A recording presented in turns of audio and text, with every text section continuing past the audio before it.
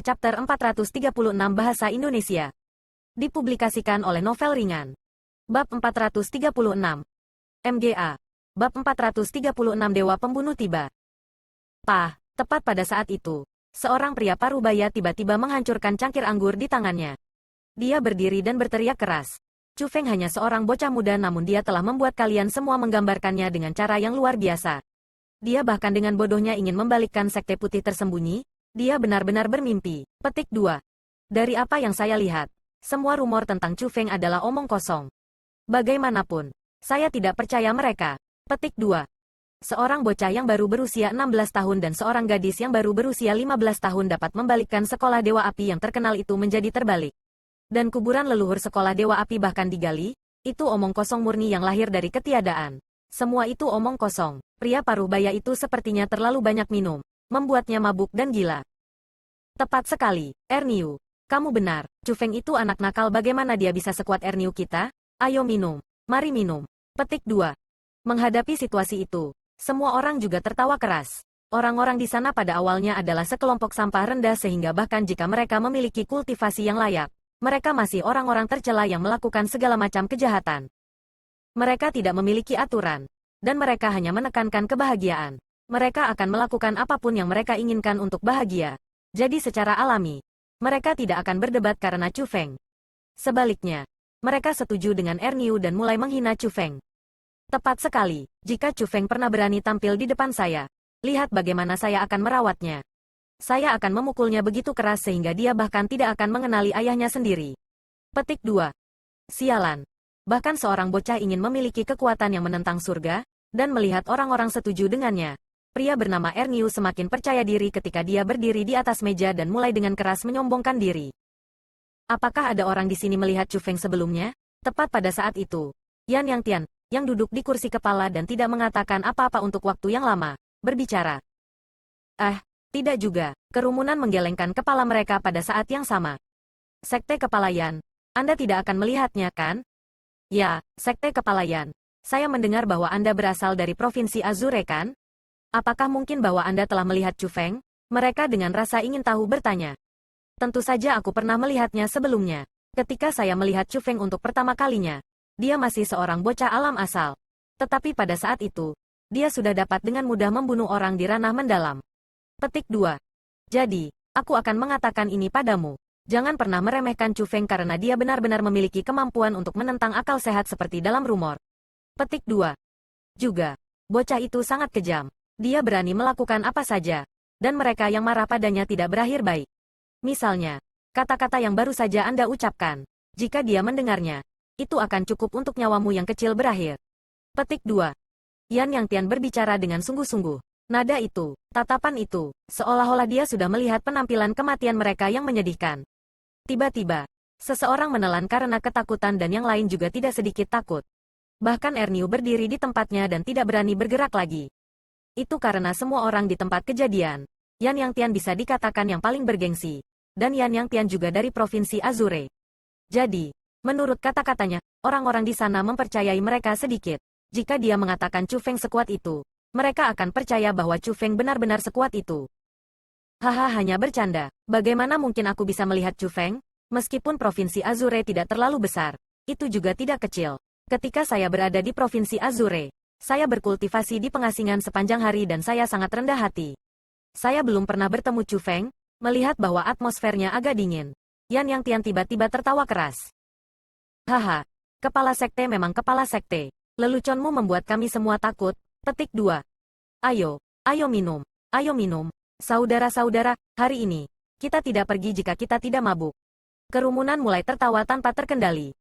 Ketika mereka minum dan ketika kegembiraan masuk ke kepala mereka, beberapa orang mulai berhenti mengendalikan diri mereka dan sifat mereka yang seperti serigala meledak di istana. Beberapa orang mengulurkan tangan jahat mereka kepada rakyat jelata perempuan. Meskipun beberapa wanita tahu bahwa orang-orang itu kuat, dan sepenuhnya bersedia untuk mengikuti mereka karena mereka tahu bahwa itu mungkin memungkinkan mereka untuk melewati hari-hari mendatang dengan baik dan menikmati kekayaan besar. Ada beberapa wanita muda yang bingung yang tidak ingin kehilangan tubuh mereka karena itu. Jadi, mereka melakukan segalanya untuk melawan. Tetapi bagaimana mungkin mereka bisa mengalahkan orang-orang itu? Jadi, di dalam istana, Adegan kekerasan diberlakukan dan sifat serigala meledak. Erniu itu yang paling mesum.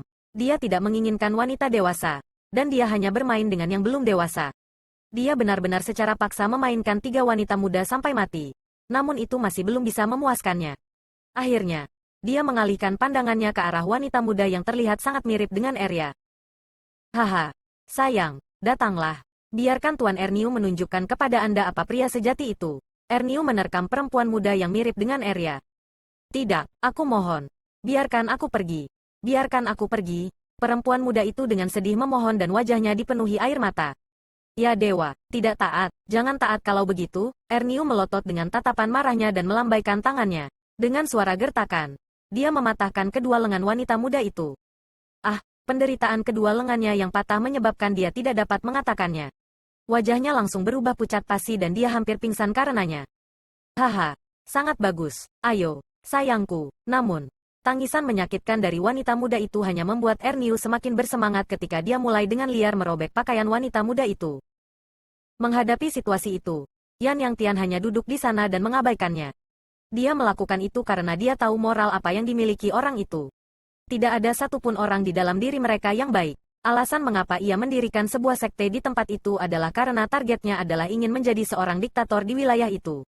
Untuk menikmati kekayaan tanpa hukum. Asteris booming asteris tapi tiba-tiba. Ledakan bergema dari atas istana dan secara bersamaan. Sejumlah besar batu pecah jatuh dari langit. Guncangan itu menyebabkan istana bergoyang ke kiri dan ke kanan. Dan bergetar naik turun. Ketakutan menyebabkan rakyat jelata di istana untuk menutupi kepala mereka dan mereka melarikan diri ketika mereka terus berteriak. Apa yang terjadi? Istana baru saja dibangun. Namun tiba-tiba itu rusak. Sebuah lubang besar dibuat di langit-langit, menyebabkan yang disebut kepala sesepuh Sky Sun Sek menjadi sangat marah. Tepat pada saat itu, seorang pria dan wanita perlahan turun dari lubang besar yang baru saja dibuka. Mereka berdiri di dalam istana. Dan 2 orang itu adalah Chu Feng dan Ziling. Setelah orang-orang di istana mereka melihat Chu Feng dan Ziling, mereka semua terkejut. Mereka memang sangat terkejut bahwa mereka melebarkan mulut mereka. Tapi itu bukan karena Chu Feng. Karena Chu Feng mengubah penampilannya. Mereka bahkan tidak bisa mengenali Chu Feng. Alasan mengapa mereka sangat terkejut secara alami karena Ziling. Keindahan Ziling benar-benar terlalu menakjubkan. Hampir dalam sekejap itu, semua laki-laki di tempat kejadian terpesona. Dewa-dewa saya, ada keindahan di dunia. Aku tidak bermimpi kan? Setelah melihat Ziling, cahaya keemasan langsung melintas di mata Erniu yang merobek pakaian wanita muda itu. Air liur dalam jumlah besar meluap dari mulutnya. Dia berdiri, dan ingin mengulurkan tangan jahat ke arah Ziling. Sial, kami hampir terlambat. Petik 2. Saat itu, Chu Feng bermata tajam langsung mengenali bahwa perempuan muda di bawah tubuh Erniu adalah kakak perempuan Arya. Wajahnya terlalu mirip dengan Arya dan dia sama sekali tidak bisa salah. Saat ini, wajah perempuan muda itu dipenuhi dengan air mata dan pakaiannya hampir semuanya terkoyak. Bahkan lengannya patah dan dia melolong menyakitkan. Tapi untungnya, dia menjaga kesuciannya dan dia tidak dinodai oleh Erniu. Namun demikian, tindakan Erniu benar-benar memicu kemarahan Chu Feng. Suara mendesing. Tanpa berkata lagi, Chu Feng melompat, lalu bergegas ke Erniu, dan menendang. Kakinya kemudian mendarat di bawah pangkal paha Erniu. Kekuatan kakinya kuat, dan ia segera mematahkan ketiga kaki Erniu, memecah tubuhnya menjadi 4 bagian.